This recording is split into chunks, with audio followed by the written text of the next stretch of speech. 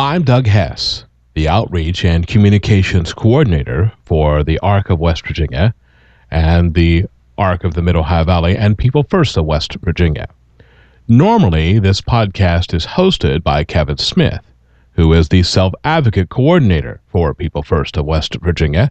However, Kevin recently went to a symposium on supported decision-making in Washington, D.C., and so Kevin is the guest today to tell the story of Jenny Hatch, who has Down syndrome, and what happened to her and how that is significant to people across West Virginia.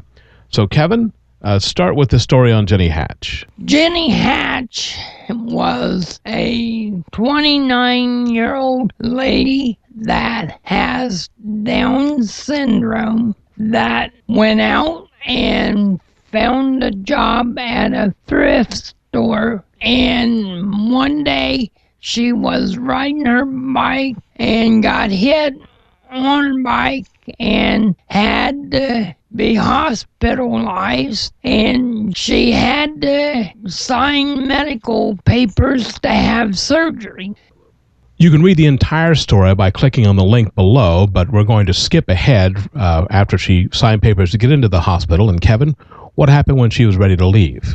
She was ready to go home, and her parents was separated. When she got hit, she was living with mother and stepfather, and they didn't feel that they could take care of her. And the couple that ran the thrift store, the Taggarts, came to see her, and they said, well, we'll take Jenny home with us. She worked for them at the thrift store and built up a great relationship with them.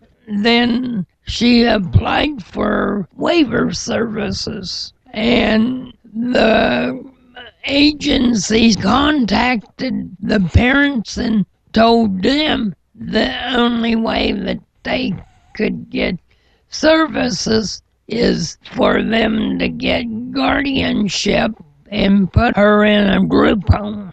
They believed that, and they put her in a group home.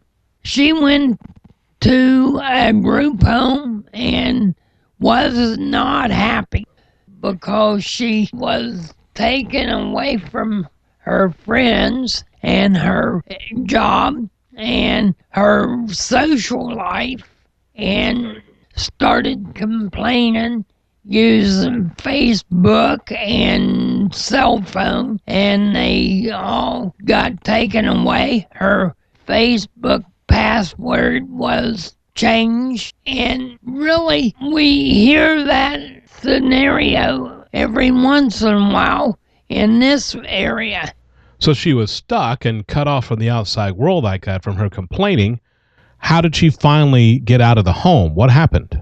Taggarts contacted Quality Trust, and there was a human rights lawyer that took her case and got it turned around, and she finally got out, and she went back to live with the Taggarts. But she had about a year of mental anguish to go through, but she's out telling her story so other people won't have to live the life that she lived. And that's why Symposium on Supported Decision Making was part of it. Even though she has a disability, everyone has human rights. Next week, Kevin Smith and I will talk more about supported decision-making. In the meantime, you can click the links below to get more information on Jenny Hatch, as well as alternatives to guardianship. Thank you very much for listening to this podcast. If you have any questions, email Kevin Smith at kevin.smith@peoplefirstwv.org. I'm Doug Hess.